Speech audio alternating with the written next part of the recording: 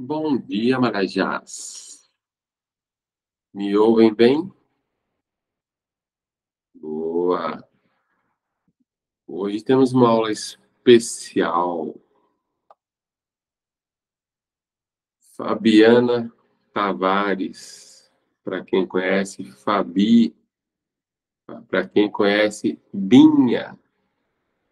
Ótimo.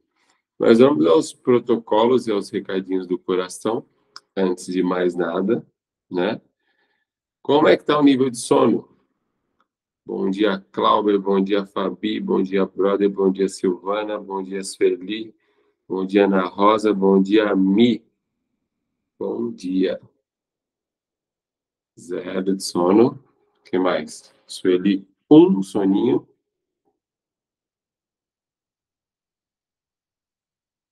Vou começar a chamar a Sueli para as competições de atletismo. Fabi nervosa. Cláudio 2, brother 5. Grande brother. Uma pessoa muito amada por todos nós. Então, se você puder, levante para fazer seus 25 polichinelos.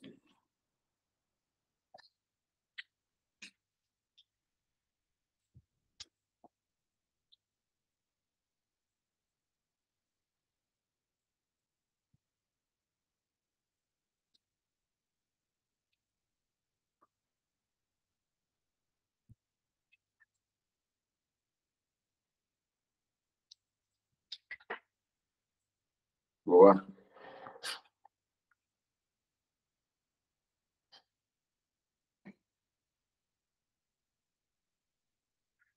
Muito obrigado, brother. Vamos lá. Sem mais delongas, sobre o desafio do segundo semestre, né? Então, eu vivo muito o momento hoje, né? E aí, quando eu mandei a mensagem para vocês, eu tinha um plano em mente muito interessante. Qual que é o plano? O plano é você fazer uma corrida de 5, 10, meia maratona ou a maratona, e aí tem algumas provas que a gente pode fazer. Só que nesse segundo semestre, você tem que levar alguém que não é da mentoria. E no processo, eu vou ajudando você a trazer essa pessoa para essa corrida, para esse treinamento. A ideia é você fazer uma vez por semana um treinamento junto, né, com essa pessoa, para você ir transbordando na vida dela todo o conhecimento que você já adquiriu e você treinar, passar isso e isso virar uma sabedoria, isso ficar automático na sua cabeça. Então essa é a ideia número 1. A ideia número 1, a gente vai para uma caminhada ou corrida, certo? Caminhada e corrida, uma prova assim de caminhada e corrida. Só que você tem que convidar alguém para ir junto. Essa pessoa se inscreve também. E o processo do treinamento é que vai ser muito interessante. O processo do treinamento, pelo menos uma vez por semana, vocês vão fazer uma caminhada, uma corrida juntos. E essa pessoa não pode estar na mentoria. Então tem que ser uma pessoa de fora. Para alguns é mais fácil, porque já faz isso, treina com alguém. Para outros vai ser um pouco mais difícil. Só que você ser intencional quando você treina junto, uma vez por semana, e transbordando o conteúdo das nossas aulas, o conteúdo que você já adquiriu, vai fazer você treinar, você automatizar todos essas marcas que a gente vem trabalhando ao longo do tempo. Esse é o plano 1. E aí, ontem eu vi uma corrida muito bacana. A corrida é assim, chama Maratona da Fila. Não sei se alguém já fez ou já ouviu falar. Na Maratona da Fila, eu achei algumas coisas interessantes e algumas coisas um pouquinho mais que precisam de mais ajuste, né? Maratona da Fila é uma maratona por equipe. Então, 4 pessoas, cada pessoa corre 10,5 km para fechar a maratona, certo? Ou seja, eu preciso ter 4 pessoas para fazer a maratona, ou 2 pessoas para fazer 21, ou uma pessoa corre sozinha 42, o que não seria muito interessante pensando nesse segundo semestre em a gente transbordar na vida das pessoas, né? Não seria tão interessante assim correr sozinho no segundo semestre. Esse desafio pessoal, a gente pode pensar sempre no primeiro semestre. Agora, além do desafio pessoal, que já é a corrida, você trazer alguém para correr junto. Só que eu, Pedro e a Laís já estavam pensando nessa. Então, eu acho muito legal, Cláudio. E é uma data bacana que vai casar, eu já vi tudo isso aí. O valor é interessante, ela custa R$ 100, né? E veio uma mochila, além da camiseta, a mochila da Fila, o kit é bem bacana. Só que começa nos 10,5 km. Então, todo mundo vai ter que subir o sarrafo. Se eu não me engano, Fabi, a data é 28 de agosto, tá? Se eu não me engano. E aí, o que que eu vou fazer? Isso, essa mesma, Cláudia. Ela é dentro da USP, né? Então, imagina, todo mundo está no mesmo local, uma das pessoas do quarteto está correndo, enquanto as outras 3 estão ali esperando.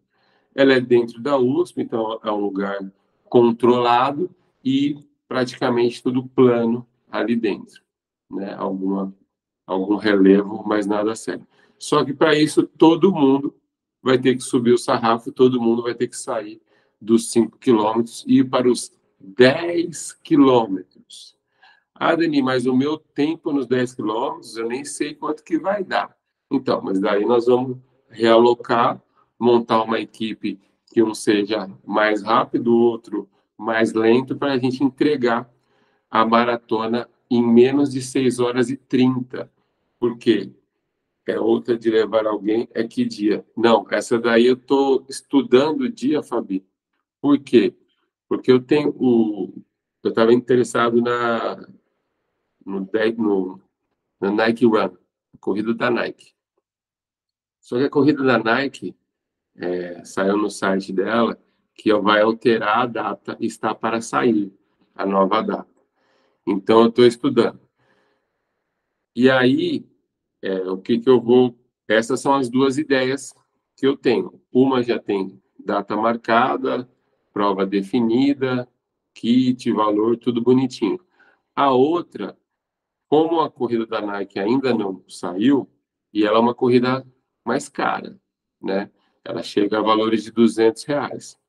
Aí já a gente vai ter que prosperar mais para fazer isso aí. Só que a corrida... Isso, não será assim. É R$ 200 a corrida da Nike. Só que essa daí, além de a gente ter que prosperar, mas aí eu tenho a possibilidade de ter os 5 km. Então, o que eu vou pedir para vocês? Pouquinho de paciência. Amanhã eu resolvo essa segunda corrida e eu vou fazer uma enquete lá no grupo. E aí, o que a maioria decidir é o que a gente vai fazer. Tá bom? Mas pensem aí nessa questão da fila, que é 10,5 km. A data já está definida, 28 de agosto, na USP. Vai dar um trabalho de logística para montar 4, 4, 4, 4, 4, 4, 9, mas vai dar tudo certo, né? E a outra, aí é individual, mas você tem que engajar. De qualquer forma, a gente vai ter que engajar alguém, tá? Vamos ter que engajar pessoas a treinar. Só não sei como é que a gente vai fazer para montar as equipes se as pessoas ainda estiverem fora. Mas a gente vai dar. Acho que podemos fazer as duas. A Michelle tá a corredora agora, depois que virou meia maratonista, né? Mas assim, tô mega feliz, porque a gente está em dúvida de qual corrida que a gente vai fazer, né? Já tem gente que já escreveu na Bravos, no Corre Junto, na meia maratona do Rio. Então tá muito bacana todo esse movimento para a corrida. E vocês já devem ter percebido, se a gente não tem um desafio, a gente não tem oportunidade de treinar, oportunidade de evoluir. Então, a primeira frase que eu quero que vocês coloquem aí é: o desafio me dá oportunidade. O desafio me dá oportunidade. Então, o brother colocou aqui, tem a corrida da Roca, né? E tem os 30K lá, eu vi. O valor também é mais salgado, né? E ela tá mais próxima também. Aí já eu não sugiro para quem está começando fazer 2 provas longas assim tão próximo. É que o brother já é atleta, vai fazer 5 maratonas esse ano e tá tudo bem. Mas vai dar tudo certo, tá bom? Eu acho justo que vocês entrem aonde vocês quiserem entrar, vão se conversando. Então, tem gente que já está inscrito em algumas, que vai fazer outras. Vai para cima mesmo. Essa é uma liberdade de tempo financeira, de prosperar, de se desafiar que vocês têm que ter e continuem, não fiquem presos também somente às provas que a gente for desafiar aqui. Mas a questão aqui é muito interessante que a gente vá junto para a gente sentir esse processo desse desafio, certo? Eu achei que era 2. 7 do 7, vou fazer 15. Animo fazer 21 nessa dupla. Uau, boa, Fabi. Então, ainda tem isso, né? Quem quer fazer 10,5, mas eu estou vendo que tem bastante gente para querer fazer 21, né? E aí vamos resolver essa semana. Essa semana a gente mata isso aí. É que eu tinha uma coisa em mente de transbordar, você transbordar com alguém esse desafio e oportunizar, trazer a pessoa para esse movimento. Agora apareceu essa fila, que é interessante, só que todo mundo vai ter que subir o sarrafo da distância, tá? O tempo, vocês podem ficar tranquilo que eu vou colocar uma pessoa bem rápida, uma mais lenta, para a gente equilibrar e entregar a maratona em menos de 6 horas e 30, porque senão eles tiram a gente da prova. Mas a gente vai fazer acontecer. Vou fazer a enquete e a gente resolve. Combinado? Agora sim, falei demais, tomei muito tempo da Fabi. Fabi tem bastante coisa para compartilhar com a gente. Então, bom dia, Fabi. Seja bem-vinda ao 449.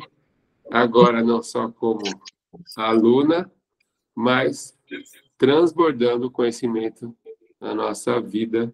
Vou fechar o meu microfone. Fique à vontade para se apresentar, começar. O método que você quiser utilizar, pergunta no chat ou pergunta lá para o final, fica a seu critério. Tá bom? Tá bom. Que bom que você veio. Bom dia, gente. Quando o Deni fez esse convite, eu fiquei pensando o que eu podia falar. E aí eu escolhi alguns momentos da minha vida para contar, que eu sei que foram momentos que eu acho que é um pouco de referência, assim. Então, eu vou fazer uma apresentação rápida, porque dependendo o que eu vou contar já vai me apresentar por si só. E aí, quem quiser perguntar depois, fica à vontade. Então, eu sou mineiro, nasci em Belo Horizonte, e eu moro aqui em Santana desde agosto de 2018, que eu vim, porque eu passei no concurso da prefeitura. Então, minha apresentação vai ser só essa, porque o resto vocês vão entender depois. Então, a primeira coisa que eu queria contar é que não tem como eu falar de mim sem falar da minha família. E eu tenho 2 irmãos, tenho uma agora, na verdade, e quando meu irmão nasceu, ele nasceu com uma doença que chama imunodeficiência congênita. É uma doença rara que na época não tinha conhecimento, então quando ele nasceu, ele vivia doente e não se sabia por quê. Tinha pneumonias, gripes, várias coisas, e só se descobriu essa doença quando ele tinha 4 anos, que foram os meus 3 primeiros anos. Então, isso já impactou muito na minha vida, porque eu seria filha caçula e não fui. Então, eu me tornei uma adolescente jovem muito tímida, muito retraída, tudo em função disso, né? Porque a atenção era do meu irmão e uma criança não entende o porquê que os pais têm que dar tanta atenção para um e para o outro não. E aí, quando descobriu essa doença do meu irmão, era uma doença que ela não tem cura, mas ela tem tratamento. E esse tratamento era um remédio que vinha dos Estados Unidos e que era muito caro. E aí minha mãe se juntou com as outras mães que tinham filhos com esse problema, e até adultos não, porque na época ainda não tinha adulto com essa doença, porque não chegava à idade adulta, né? Se juntou e elas fundaram a Associação Mineira da Imunodeficiência Congênita. E essa associação, ela conseguiu que o tratamento fosse feito pelo SUS. Então, as crianças começaram a tomar medicação no hospital, cada uma dentro do seu nível da doença, porque depende de várias coisas. Meu irmão tomava essa medicação de 21 em 21 dias. E aí essa associação, ela existe até hoje, e hoje ela é uma associação nacional. Então, ela já trouxe vários benefícios, né, para essas pessoas que têm essa doença e que na época não desenvolvia. Chegava a 4, 5 anos, a criança morria por pneumonia ou qualquer outra doença, porque ela tira a imunidade da criança. E aí, essa é só a contextualização. E aí, a gente cresceu, né, tive mais uma irmã, então éramos 3, e eu estudei, meu irmão estudou normalmente, se formou, e na época que eu fiz um curso técnico de edificações, e nessa época eu me formei, fui fazer cursinho, e tinha que fazer o estágio. E esse estágio eu não estava conseguindo, não tinha, tentava, não conseguia, e a minha avó, ela morava do lado de um escritório de projeto estrutural. E ela pegou e pediu o dono, que ela era muito amiga dele, pediu ele para ver se conseguiu um estágio para mim. E aí ele não queria me contratar, porque eu era técnica de edificações, e lá só tinha engenheiro e estagiário de engenharia. Mas por, assim, né, consideração à minha avó, ele me chamou para uma entrevista, e quando eu disse que queria fazer arquitetura, ele falou que ia arrumar um estágio para mim. Mas ele não ia arrumar nada, ele estava enrolando e não queria me contratar. No fim das contas era isso.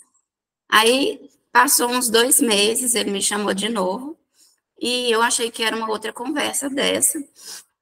Cheguei lá, era para eu trabalhar, eu nem sabia. Cheguei lá às 9 horas, e ele não estava, tinha deixado uma funcionária dele para me orientar, e eu fazia cursinho de manhã, então matei o cursinho, e fui lá e passei o dia inteiro trabalhando, sem saber que era para eu trabalhar, e eu era tão tímida nessa época que eu passei o dia inteiro sem ir ao banheiro, com vergonha de perguntar onde era, porque ele não era assim, exatamente no local, era no lado de fora, que era uma galeria.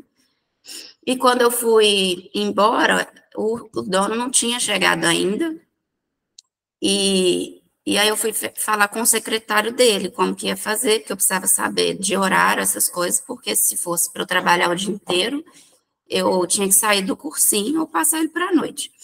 E quando eu fui falar com o secretário, ele falou assim, não, vou falar com o Paulo, ele não veio hoje, e aí ele vai combinar com você, mas...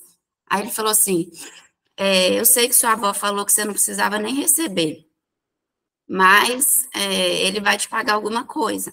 E aí, na hora que ele falou isso, eu assustei, porque, tipo assim, na arquitetura não existe estágio que você não recebe. Então, na hora eu fiquei puta de raiva e falei assim, a minha avó ficou implorando esse estágio e e eu não vou voltar aqui. E fui embora com raiva. Cheguei em casa, falei com a minha mãe, morrendo de raiva. E aí, nesse dia, minha mãe foi minha mentora. Minha mãe olhou para mim e falou assim: ó, você tem duas opções. Ou você dá uma de orgulhosa e não volta mais, que é o que você quer fazer, ou você vai lá e mostra que você sabe. Aí ela cutucou, né? Eu voltei no outro dia. E aí a gente combinou, comecei a fazer estágio de manhã e passei meu cursinho para a noite. E aí eu me dei super bem nesse estágio. Tinha um outro estagiário de engenharia civil que o Paulo acabou demitindo, e todo mundo que ia lá, ele contava essa história. No início eu passava vergonha, depois eu ficava de boa, mas aí ele contava que ele não queria me contratar de jeito nenhum, confirmou que eu achava que ele não queria, e minha avó ficou insistindo com ele, e que eu entrei e dei um banho num estagiário de engenharia do 8º período, sendo que eu fazia um técnico, eu não tinha nem faculdade. Então, assim, foi um momento que eu tive que vencer o orgulho, e isso me traz frutos até hoje, porque eu fiquei nesse estágio 3 anos, eu saí de lá, arrumei outro estágio por indicação do Paulo, e nesse outro estágio, quando eu entrava de férias, eu fazia o estágio da arquitetura de manhã e trabalhava lá à tarde, que ele sempre pedia para eu ir.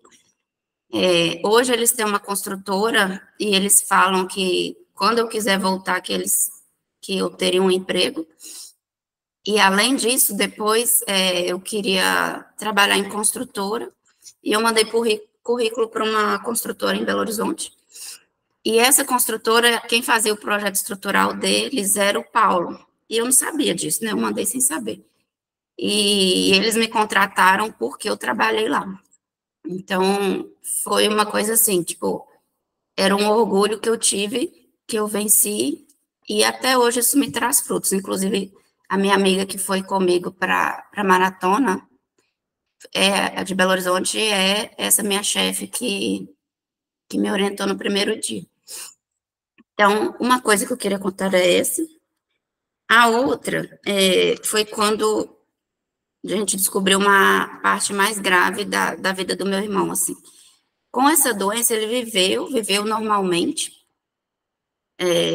formou, né, trabalhou, era bem requisitado, assim, nos empregos, mas chegou uma época da vida que ele começou a ser demitido, e ele era demitido de um emprego, entrava em outro, era demitido, e a gente não estava achando que era alguma coisa de depressão, porque como ele teve muitas intercorrências assim na vida por conta dessa doença, ele tinha autoestima muito baixa.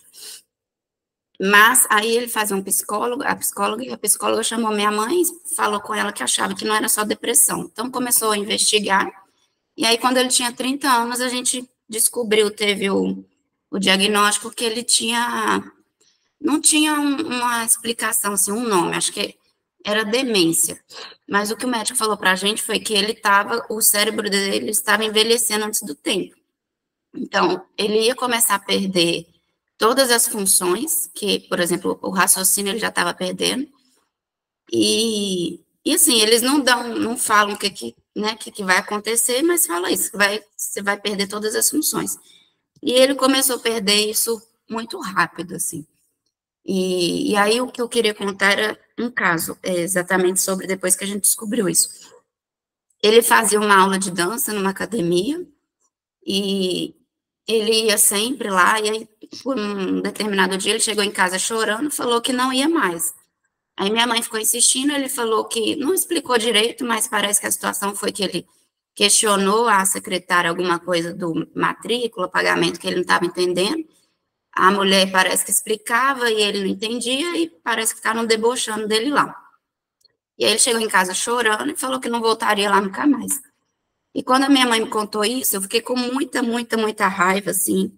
A minha vontade era de ir lá e bater na mulher e falar com ela assim: você não percebeu que ele tem um problema e tal. Só que aí eu pensei: o que eu vou fazer com isso? O que adianta eu ir lá e dar um tapa na cara da mulher? Não adianta nada. E aí eu procurei um professor de dança e comecei a fazer aula particular com ele. E a minha mãe falava, assim, que era o momento mais esperado dele na semana inteira, né? Que eu não morava lá mais com eles, mas eu ia buscá-lo para aula. E minha mãe falava, ele não falta aula, que ele fica o dia inteiro aqui esperando a hora de você vir buscar ele para ir nessa aula. E aí a gente ficou 8 meses fazendo essa aula, e chegou no final do ano, a gente fez uma apresentação de dança na minha casa mesmo, tipo, a gente ia ter um Natal sozinho, assim, minha irmã já tinha mudado para a Alemanha, e ia estar eu, minha mãe, meu pai, meu irmão só, e eu falei com ele, vamos fazer uma apresentação de tango para minha mãe, tango, que era que ele mais conseguia, assim, né? Porque, na verdade, era difícil a aula, para mim era um saco, porque ela não desenvolvia, porque ele não conseguia desenvolver, mas eu me obrigava a ir porque eu sabia que era muito importante para ele. E aí, nesse dia, no Natal, a gente fez essa apresentação. Ele tinha uma blusa social, assim, que era a cor exatamente do meu sapato, e isso foi coincidência, ficou parecendo que a gente se combinou mesmo para uma roupa, assim. E foi muito emocionante aquilo, minha mãe e meu pai choraram, assim, porque era uma superação deles, sabe? E isso é uma coisa que eu queria mostrar, tipo assim, eu transformei um momento de raiva num momento de vitória, assim, da minha família, que é uma coisa que a gente nunca mais esqueceu, e que, desculpa, mas que é difícil para falar dessas coisas. Então, foi tipo uma superação mesmo. Tipo, ele não conseguia andar, não conseguia falar direito mais, mas foi um momento que ficou para sempre, assim, na nossa vida. Aí, esse foi o segundo. Aí, eu vou pular para quando... aí passou, depois disso, ele continuou perdendo os movimentos, e um dia ele teve uma convulsão, foi internado, e aí ficou 2 meses no hospital. E antes dele internar, eu fui demitida da construtora, e foi um período bem difícil, assim, porque eu fui demitida numa época que eu tinha que financiar o apartamento que eu tinha comprado. E aí teve essa questão do meu irmão, ele internou, ficou 2 meses internado. Eu tinha um namorado, terminei esse namoro. Então, foi a época da vida que eu penso assim, foi o caos. E quando meu irmão teve alta, ele teve alta acamado. Então, ele voltou para casa com home care, né? Com aquele negócio tráqueo, com gastro, não falava, não fazia nada. Na verdade, ele tinha só as reações do rosto. E essa fase foi bem difícil, assim, adaptação para todos nós. E foi uma coisa que eu tive que vencer, assim, também, a tristeza e tudo isso que aconteceu, porque aí foi tudo junto. Eu tive que decidir o que eu ia fazer, porque eu tentava emprego, não conseguia nenhum emprego, e eu precisava me reerguer para poder financiar esse apartamento. E acabou assim que foi bom. Na verdade, hoje eu olho para trás e penso que nada foi à toa, porque eu fui demitida nessa época, mas aí eu tive a disponibilidade de ficar esses 2 meses por conta do meu irmão, da minha família. A minha irmã, ela morava no Rio, e ela estava terminando o mestrado dela, então ela também teve que apresentar e finalizar tudo desse jeito, com meu irmão no hospital. Meu irmão ainda estava no hospital, a gente foi buscar ela voltou para BH, e aí quando ele saiu desse jeito. Eu tinha terminado esse namoro, e eu achava, nunca me via trabalhando no serviço público, e quem me trouxe essa ideia de serviço público foi esse ex-namorado, porque, na verdade, ele não falou nada, mas eu via, né, que eu via como ele vivia bem, as irmãs dele também eram servidoras públicas, e aí eu decidi que eu ia estudar para concurso, porque eu não queria mais passar aquela instabilidade financeira que eu passei, porque eu tive que me reinventar, assim. Então, eu não consegui um emprego na época, eu olhei, pesquisei o que eu ia fazer, se eu fazia um empréstimo para pagar o financiamento, eu ainda não tinha conseguido o financiamento, ainda eu tinha que conseguir, só que sem emprego eu não ia conseguir. E aí, por fim das contas, eu vi que não tinha jeito, o que eu tinha que fazer, mais uma vez, botar o rabinho entre as pernas, engolir o orgulho, e lá no meu trabalho, que foram me demitiram, e negociar. Então, eu cheguei lá e fui conversar com o meu chefe, não era o chefe que me demitiu, que era o chefe do administrativo, e levei a proposta para ele, que era R$ 600 por mês. Eu falei com ele, olha, eu pensei tudo que eu podia, mas eu não posso pagar mais que isso, eu não posso fazer outro empréstimo. Então, o que eu posso pagar é R$ 600 por mês, e eu tinha uma dívida de R$ 50.000 com eles. Fora o financiamento que eu tinha que ainda conseguir. Aí, na verdade, eu tinha conseguido já o financiamento nessa época. Aí, ele fez para mim, ele deixou eu pagar do jeito que eu queria. E aí, eu falei com ele, que eu falei, olha, eu estou estudando para concurso, eu sei que é muito difícil passar em concurso, eu sei que não é rápido, mas eu estou focada nisso, lógico, eu estava pegando trabalho, né, sou arquiteta, então eu conseguia pegar trabalho por fora. Mas eu falei, eu vou passar. E aí, eu comecei a estudar. Então, eu tive que transformar todo esse sentimento, esse orgulho, essa tristeza numa meta. E eu transformei em passar no concurso.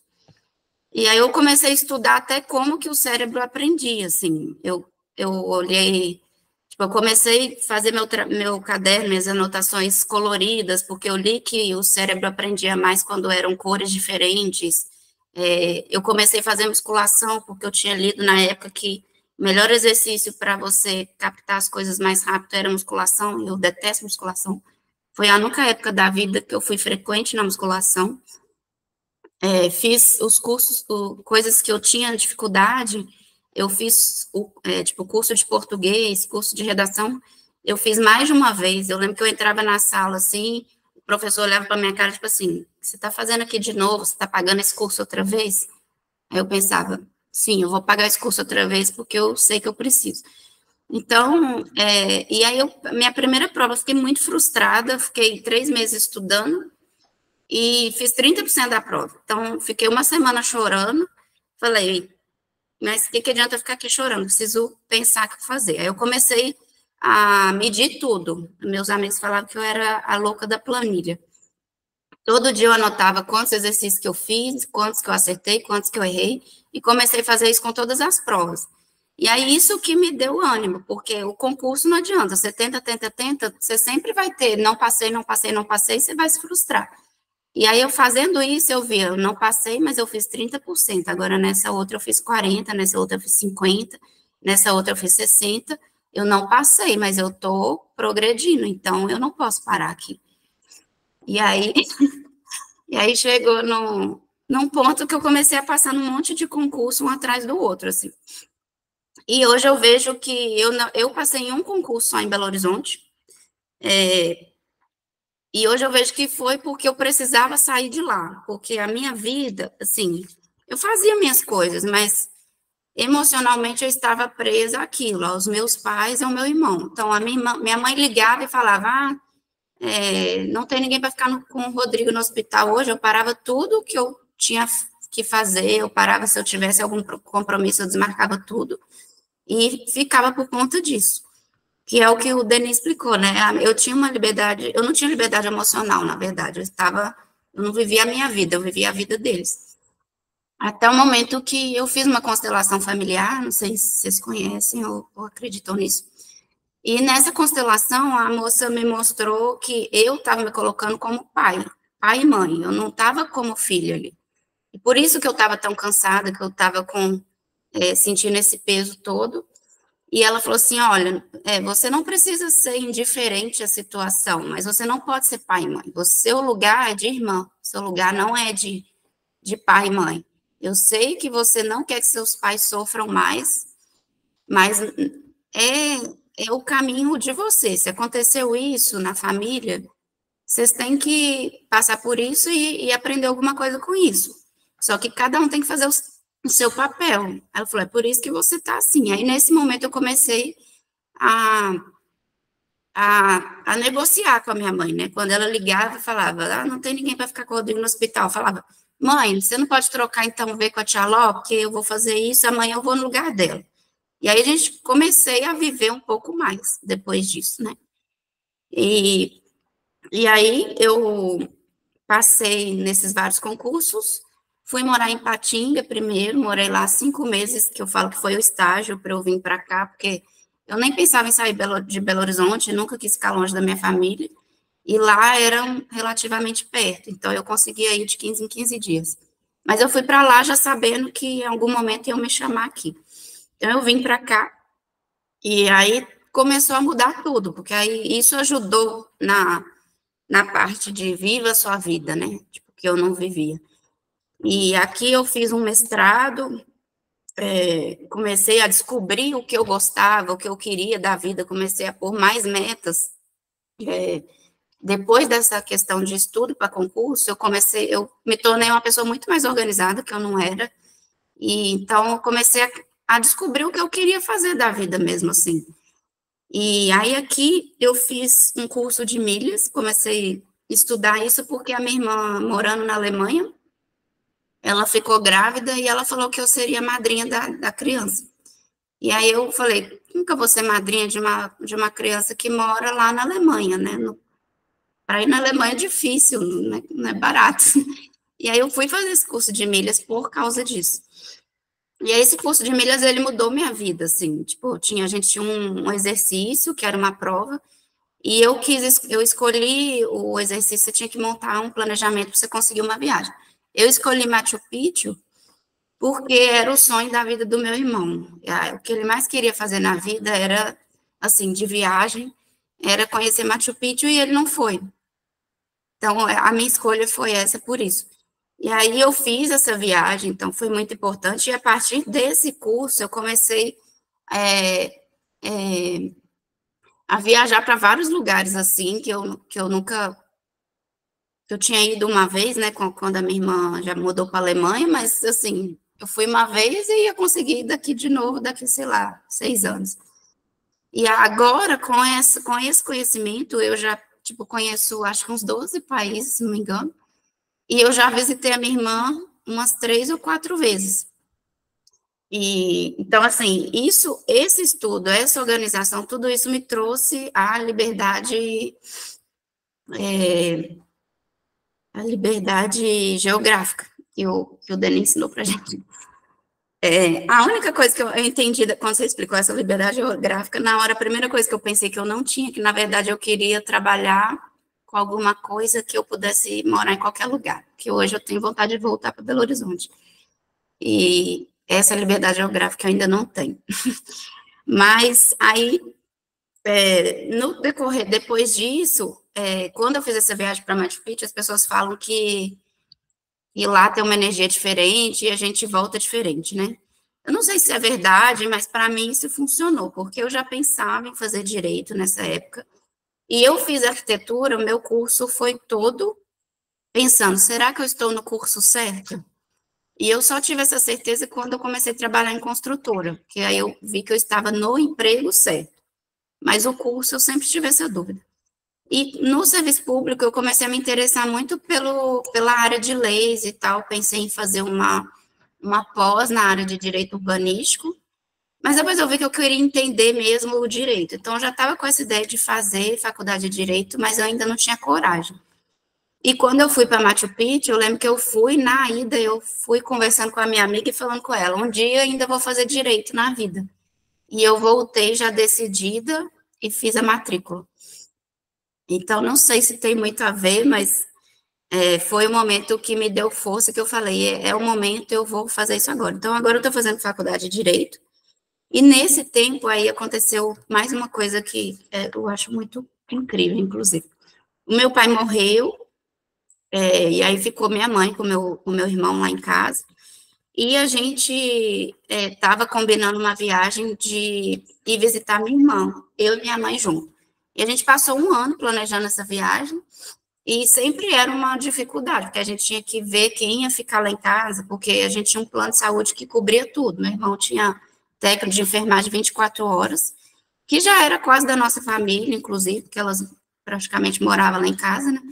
Mas tinha que ter alguém da família, né? Então, sempre viajar era um obstáculo. Então, a gente organizou tudo isso para a gente ficar 15 dias lá com a minha irmã e passar o aniversário da minha sobrinha lá. E a ideia era passar o aniversário da minha sobrinha, a gente ia viajar, ia numas praias lá juntos, que é uma coisa que também a gente nunca tinha feito, ia passar o aniversário da minha irmã e a gente vinha embora.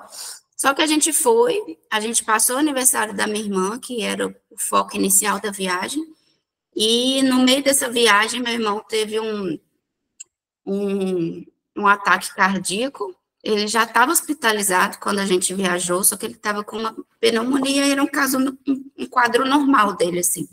E ele estava para ter... Ele, na verdade, já tinha tido alta. No dia que a gente viajou, ele já estava de alta, só que ele teve uma recaída no tempo que a gente viajou e continuou no hospital. Aí ele teve esse ataque cardíaco e ele ficou muito mal. Minha madrinha me ligou. A gente estava na Holanda, numa praia, que era a praia que a gente ia ficar, a gente ia acabar de chegar lá. E minha madrinha me ligou e falou que ele tinha tido esse ataque cardíaco e que ele não estava bem. Aí eu desliguei o telefone, desliguei numa calma, assim, que eu acho que isso foi a mentoria que me trouxe, que eu não fiquei desesperada nem nada. Desliguei e falei assim com a minha irmã, falei, eu e minha mãe vamos voltar. Aí meu cunhado começou a perguntar, meu cunhado ele é fonoaudiólogo, aí ele achava que a gente não deveria voltar. Eu falei, não, a gente vai voltar. Aí tudo eu acho assim que foi escolhido por Deus, porque a gente passou o aniversário da minha sobrinha, que era o foco, e nesse dia a gente estava num lugar que a gente conseguiu, isso era 5 horas da tarde, às 8 horas da tarde eu consegui uma passagem para o dia seguinte, 6 horas da manhã, saindo de Bruxelas, que era 1 hora da onde a gente estava, e vinha para Belo Horizonte, passava em Lisboa e direto para Belo Horizonte, e assim, era praticamente impossível conseguir uma passagem de uma hora para outra, assim, da cidade da minha irmã. Se a gente estivesse na cidade da minha irmã, não ia conseguir isso. E direto para Belo Horizonte ainda, né? Então, a gente veio embora, veio minha mãe, e quando a gente chegou, meu tio buscou a gente, chegou no hospital, tava minha família inteira no hospital, aí você olha aquilo, você já acha que a pessoa morreu, né? E aí eu olhei, mesmo assim eu continuei calma. Minha mãe falou, que tá todo mundo aqui? Aí minha prima falou assim, não, a gente veio visitar o Rodrigo. Mesmo assim eu não pensei nada, assim, entrei calma, e o médico veio conversar com a gente, falou que, o médico acho que ele não teve coragem de falar, mas ele tinha tido já a morte cerebral, então estava só esperando o corpo morrer, mas acho que o médico não teve coragem de falar, e do jeito que ele explicou eu não entendi. Aí quando o médico saiu, eu olhei para minha prima e falei, eu não entendi, ele morreu? Aí a minha prima falou assim, não, ele teve morte cerebral, mas ele não morreu ainda.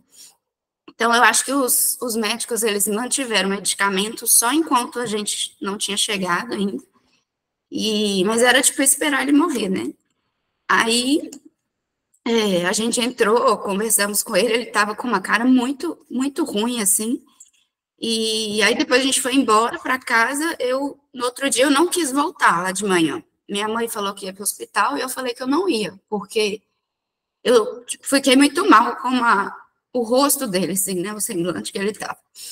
E aí minha mãe foi com as técnicas de enfermagem, que eram 3, faltava uma. Essa uma chegou atrasada, e aí ela chegou lá em casa, acho que foi para isso, para me levar depois, porque aí quando ela chegou, ela falou, cadê sua mãe? Eu falei, foi para o hospital. Aí ela falou assim, então eu vou para lá.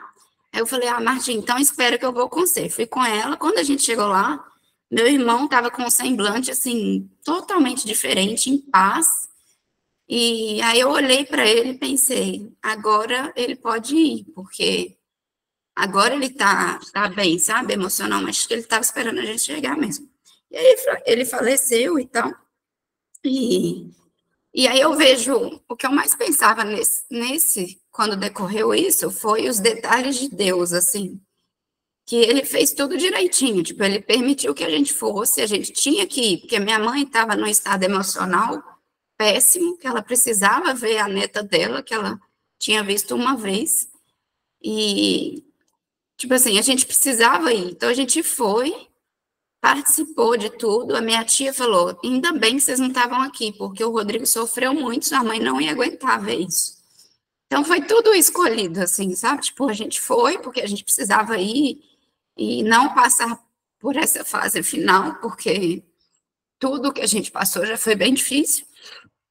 E deu tempo da gente voltar e ainda se despedir dele, né? E aí, depois disso tudo, que eu queria concluir, assim, que foi, tipo assim, eu escolhi esses momentos por quê? Porque foram momentos... Ah, desculpa, é que a Alexa falou e eu assustei. Foram momentos que, tipo, eu tive que reagir, sabe? Tipo, eu não fiquei parada, olhando a situação tipo, me entreguei. Eu tive que engolir o orgulho, né, na questão do estágio, na questão de ir lá e negociar meu apartamento, e engolir essa tristeza, essa raiva toda, e com a fé, né, que eu acho que sem a fé a gente não consegue nada. Através da fé eu consegui transformar o problema numa vitória. E, além disso, aí depois disso tudo que aconteceu, quando a gente chegou lá na Alemanha para o aniversário da minha irmã, ela contou que estava grávida. E assim, a gente não ia contar para ninguém, porque ela tinha descoberto há 2 dias, e a gente, né, vamos esperar os 3 meses. Só que aí, como meu irmão faleceu, a gente acabou contando para todo mundo, que eu acho que acabava sendo um escape emocional, né? Tipo, ele morreu, mas você quer contar uma coisa boa, a gente saiu contando para todo mundo que ela estava grávida. E aí, no dia que eu voltei a trabalhar, ela mandou uma mensagem e contou que era gêmeos. Descobriu que era gêmeos. E a gente assustou, porque não tem nenhum caso de gêmeos na família e tal. E só que aí ela perdeu um neném, né? Um sobreviveu, mas um neném perdeu 1 mês depois. Então, além disso, aí a gente teve que lidar com essa situação ainda, quando ela ficou bem mal, assim. E aí, quando ela descobriu que ia ser menino, aí essa parte que eu não contei. Essa doença, ela é ligada ao X. Então, só o homem que desenvolve, porque a mulher, ela tem 2 X, então ela pega um X bom e um X ruim. Ela tem o gene, mas ela não desenvolve. Então, só desenvolvia nos homens. Então, quando a minha irmã contou que era homem, a gente ficou muito nervosa, assim, com medo de acontecer a mesma coisa. E aí que vem a questão, assim, né, do cuidado de Deus. Quando ela descobriu isso, a minha mãe foi um dia, acho que no supermercado, que ela falou, e aí ela falou, começou a conversar com uma vizinha que ela nunca tinha conversado na vida, a menina começou a conversar do nada, assim, e essa moça começou a contar para ela que ela estava com um cisto na coluna e que nenhum médico queria operar, porque falou que tinha risco dela ficar paraplégica e tinha risco dela ter uma demência, porque era muito próximo dos nervos que chegam no cérebro. E o meu irmão teve exatamente esse problema, quando ele tinha 27, 28 anos. Só que o médico não falou para a gente que tinha um risco de demência, ele falou para a gente que tinha um risco dele ficar paraplégico.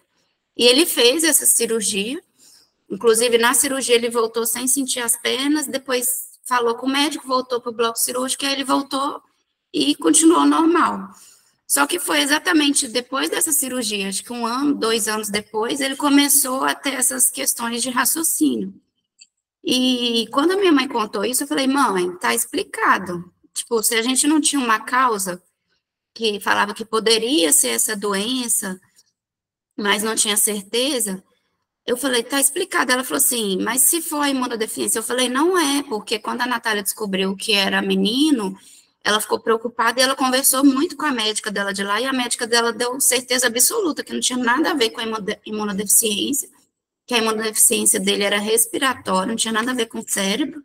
Aí eu falei assim, mas a minha irmã, a gente chama de Tata, né? Eu falei, Tata, mas se ele tinha uma imunidade baixa, eles falam que ele pode ter pego um vírus que foi para o cérebro. Aí ela falou assim, mas a médica me explicou que o cérebro tem uma proteção muito grande. Se chega um vírus lá, é porque tem outro problema, não é por causa disso. Aí a médica deixou muito claro isso. Aí quando a minha mãe contou isso, eu falei com ela, mãe, só pode ser isso, foi essa cirurgia, porque foi logo depois que ele começou a ter esses problemas, né? E aí minha mãe ficou brava, começou a falar que, por que o médico não falou com a gente e tal. Eu falei, mãe, você não está entendendo o cuidado de Deus com a gente nisso? Porque que adiantava? Ele tinha que fazer a cirurgia, não tinha opção, entendeu? Ou ele corria o risco, ou de todo jeito o cisto estava crescendo, ia pegar o nervo e ia ter o mesmo problema. Então, eu falei, isso foi um cuidado, porque você imagina a gente passar tudo isso que a gente passou, que esse tempo da doença, Até ele ficar acamado foram 3 anos, e ele ficou 7 anos acamado. A médica falou pra gente que ele tinha 1 mês de vida, ele viveu 7 anos. E eu falei com a minha mãe, imagina a gente passar tudo isso e ainda brigando na justiça porque o médico fez algo errado, não falou, sei lá, alguma coisa do tipo. E aí, quando eu falei isso para ela, ela meio que começou a chorar, assim, e aí eu falei para ela e falei, mãe, isso é cuidado de Deus, entendeu? Você não está enxergando, você tem que ver, é isso. Isso foi para a gente sofrer menos, e olha quando que a gente descobriu isso. A gente só descobriu isso agora porque a Natália vai ter um menino, para a gente não ficar preocupado com a questão dela ter um menino. Então, o que eu queria contar, assim, da minha vida era isso, e trazer que a mentoria, para mim, muita coisa que o Denis fala, assim, são coisas que eu já li, que eu já estudei, porque nesse processo todo, eu precisei de muito autoconhecimento para conseguir passar por tudo isso e ainda levantar todo dia e querer buscar coisas novas. Então, muita coisa que ele falava, assim, coisas que eu já tinha estudado, mas para mim é uma coisa que ela me põe em movimento sempre. Estou sempre observando a mim mesma, tipo aquele caso que eu contei, por exemplo, da dengue, né, do dia da depressão lá, aquilo. Eu só consegui perceber que eu não estava bem por tudo isso, por saber como eu funciono, saber como que eu sou. E então eu penso que se estudar, e mesmo que seja uma coisa que você já fez, a minha fase de vida hoje é completamente diferente. Eu era uma pessoa super tímida, que não conversava com ninguém, que tinha vergonha de tudo, e eu fui me descobrindo com toda essa história. Então, assim, hoje eu olho para trás, por mais que eu conto chorando, eu fico triste, mas eu tenho certeza que hoje eu só sou a pessoa que eu sou por tudo isso que eu passei, pelas dificuldades, pelas coisas que eu tive que reverter e mudar mesmo, assim, né? Porque, por exemplo, a minha mãe falava que eu queria que eu fizesse direito, e eu falava para ela assim, mãe, eu vou passar fome se eu for fazer direito, porque como que uma pessoa tímida que não fala não para ninguém, que não tem sua opinião, vai fazer direito? E chegou, o direito na minha vida chegou num momento que eu sou totalmente diferente, e hoje é uma profissão que eu penso assim, é a minha cara, sabe? Tipo, é muito mais que arquitetura para mim. Arquitetura, eu amo arquitetura, mas não é igual ao direito. Direito é muito difícil estudar e trabalhar, não sabia que era tão cansativo, mas eu vou para a aula, sabe? Eu estudo, eu tenho vontade de fazer várias coisas. E hoje eu vejo que isso é em razão do que eu consegui, eu descobri mesmo a minha personalidade. E o que a mentoria mais me trouxe, assim, que é mais forte, é mais a conexão com Deus, que a questão das músicas, né, tipo, quando eu comecei a correr, eu coloco as músicas que o Denis passa, assim, já tem uma playlist só dessas músicas, e parece que eu não vou parar de correr nunca, parece que me dá uma força gigantesca, assim. Então, o que me trouxe é muito isso, é a conexão com Deus que ficou muito, muito maior, e coisas, né, que passa, assim, que a gente leva para a vida. Aí uma coisa que eu queria falar, que foi até do último vídeo que você passou da entrevista do pessoal lá do The Chosen, né, não sei como fala, a atriz, né, aquela atriz de ela é de Minas, né, ela é de Teoflotone, que ela falou. O Danilo Gentili pergunta para ela assim, né, como que você fez, você teve medo para fazer esse personagem, que esse personagem não está na Bíblia, né, onde você vai pesquisar para fazer esse personagem? E a resposta dela foi, eu conversei com Deus e Deus olhou para mim e falou assim, olha, você é suficiente. Então, ela falou, o personagem tem muito dela, né? E aí, quando ela falou isso, eu falei, nossa, cara, que incrível, sabe? E aí, o que eu penso hoje é isso. Às vezes eu tenho medo das coisas, tenho medo de várias coisas, né? Tudo que é novo pra gente, a gente tem medo. E eu penso, mas se isso chegou para mim é porque eu consigo. Eu não tinha essas palavras dela que hoje eu acho que eu vou levar para sempre, mas eu sempre falo, chegou para mim é porque eu vou conseguir, então não vou desistir. E é isso, a gente é suficiente para reagir a tudo que chega para a gente, assim. E antes de apresentar para vocês, eu apresentei para minha amiga, porque eu estava muito nervosa com o que eu ia falar. E ela falou para mim assim, eu acho que você deveria falar também, assim, que a gente sempre, quando as coisas acontecem, a gente tem sempre duas escolhas, né? Ou você reage, ou você se entrega para aquilo. E isso tem muito a ver com uma frase do Jim, que eu sempre vejo no WhatsApp dele. Ele fala, ou tá ótimo, ou você muda, ou você para de reclamar. E aí ela falou isso para mim, assim, a gente às vezes não, a gente não reconhece as nossas vitórias, mas quando ela falou isso para mim, eu fiquei até emocionada. Ela falou: você teve problemas muito difíceis e você não reclamou e você reagiu. E, tipo, os problemas viraram vitórias, porque hoje eu sou concursada, que ainda quero crescer mais, não quero parar aqui, mas hoje eu tenho uma vida confortável, eu consigo viajar quando eu quero. Claro que tem momentos que a gente se embaralha um pouquinho. E meu único desejo hoje é voltar para Belo Horizonte, porque eu tenho dificuldade de viver longe da família, assim. Mas eu consegui manter meu apartamento, sabe? Na época eu tive que vender carro e tudo e tal, mas foi tudo um processo. E hoje eu estou bem. O meu irmão, assim, faleceu, meu pai faleceu, foi muito triste, mas eu entendo que foi no tempo deles e tudo foi um conjunto de coisas que Deus escolhe mesmo para a nossa vida, para a gente crescer e conseguir tirar o melhor da gente mesmo.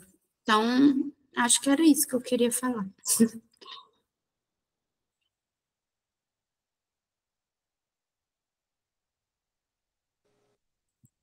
Uau! Mandem as palminhas aí, que além de tudo, ela fez tudo dentro do tempo. Você é louco. Arquitetou. Escreve aí, hashtag arquitetou e vai fazer direito. Já pensou nisso, nessa analogia sua, Fabi? Que você arquitetou tudo na sua vida para ela ficar bonita, perfeita, da melhor forma possível, dentro da individualidade, e você ainda vai fazer melhor, porque você está fazendo direito, no duplo sentido. Espero. Nunca pensou? Pense nisso. Acho muito legal. Essas analogias que Deus permite, né? Permite a gente viver. História sensacional. Eu fui colocando as frases aí, já anotei aqui no meu Google Keep, vou mandar lá no grupo. Muita coisa chama atenção, né? Quem quiser fazer pergunta, faz aí, que eu vou só ler algumas que eu anotei. Vença o orgulho, raiva é vitória, transforme sua tristeza em um objetivo, faça quantas vezes for necessário. Nossa, fazer curso de computação várias vezes tem que ser ET. Porque eu falo para todo mundo, nem vai fazer. Pergunta o que você quer que eu te ensino e já era. Somos loucos por planilha, essa eu amo. Liberdade emocional, entenda seu papel na família. Nossa, isso aqui dá uma liberdade emocional que, nossa, que marca que você colocou aqui. Liberdade geográfica, são duas questões, né, que você apontou aí. Uma, poxa, eu viajei 12 países, mas eu quero voltar para BH. E eu ainda me sinto um pouco presa nessa liberdade de ir para lá. E você vai conseguir, com certeza. Vou fazer direito na vida, a gente pensa, Deus já fez, essa questão aí de depois descobrir algumas causas, né, da doença do irmão. Deus cuida mesmo quando a gente não vê, quando sua mãe entendeu que ele estava cuidando para não saber dessa questão. Você é suficiente.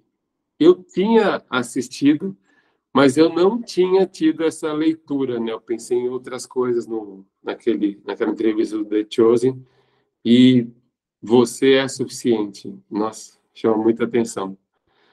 Ou muda ou para de reclamar, imperador chinês de Ingongjen, top. Tudo no tempo de Deus. Não sei. É muita informação, é muita emoção, né? Tenho certeza. Eu só tenho a agradecer, Fabi. A gente vem com uma expectativa sempre de um conteúdo técnico, né? Quando uma pessoa vem, tipo, o Caneno veio, ele veio falar de empreendedorismo, aí você vem, você faz arquitetura, na minha cabeça, né? Arquitetura, está fazendo direito e tem essa questão das milhas, né? Que é um conteúdo riquíssimo. Mas, como bem disse aquele banner que a gente produziu, momentos. E aí você trouxe muito bem esses momentos da sua vida com as suas habilidades, as habilidades, os conhecimentos que você adquiriu com essas habilidades, como você construiu a sua sabedoria e trouxe momentos tão importantes para a gente poder refletir na nossa vida, né? O papel da família, o tempo de Deus, foi forte, muito forte. Carmen colocou aqui, chama muita atenção a questão do não. Num momento tão difícil, você conseguiu isso para sua liberdade. Dizer não de uma maneira libertadora, né? Top. Que bom que você veio, Fabi. Parabéns. Não foi fácil superar o não. Eu não vou falar mais, senão eu vou ficar me emocionando também. Vamos lá. Os PPs eu vou mandar depois, tá? Porque eu quero criar esse PB baseado no que a Fabi trouxe hoje. Vamos transbordar. Vamos escolher uma frase aqui para transbordar. E a Fabi é a pessoa que mais pede música, né? E aí eu vou achar uma música dentro dessa palestra que ela trouxe para a gente. Eu vou escolher essa frase aqui. Cadê?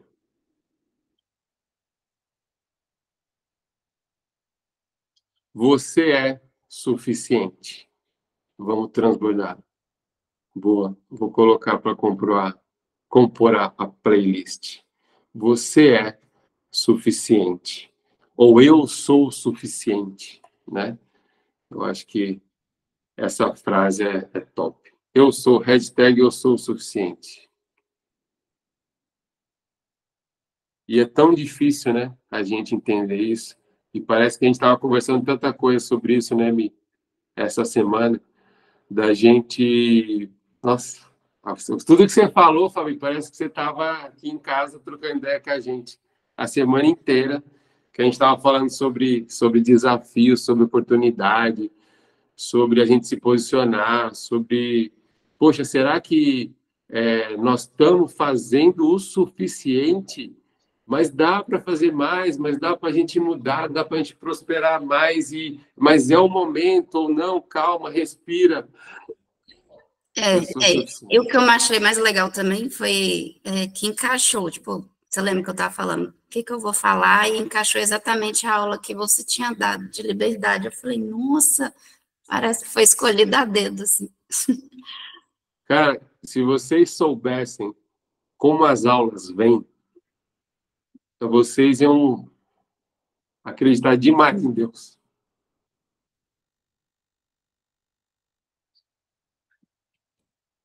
É isso aí. Sinta a presença de Deus. Feche seus olhos. Inspira fundo e solta. Inspira fundo e solta. Mais uma vez. Inspira fundo e solta.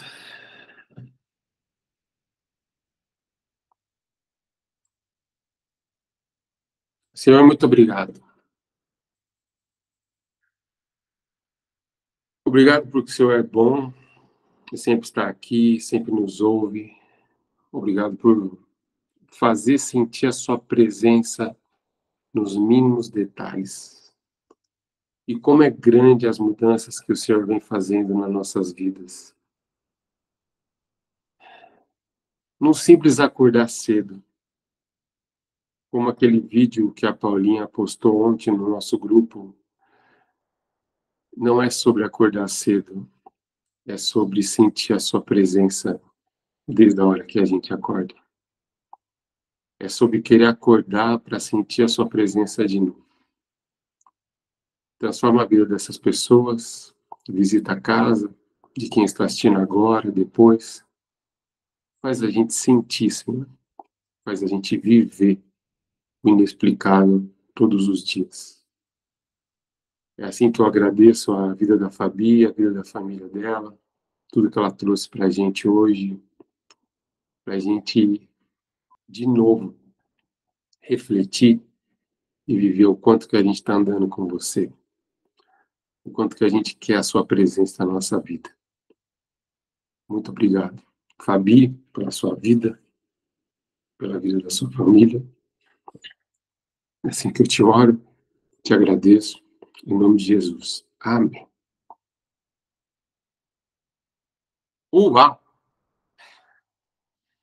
Que bom que vocês vieram. Bora bater PB. Aproveita a família. Ótimo domingo. Bora trabalhar, quem tem para trabalhar. Vamos tirar foto. Clauber, salvando sempre o meu braço direito.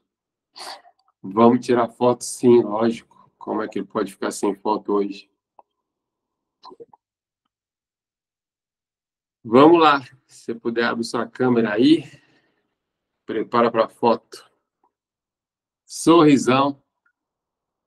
1, 2, 3 e...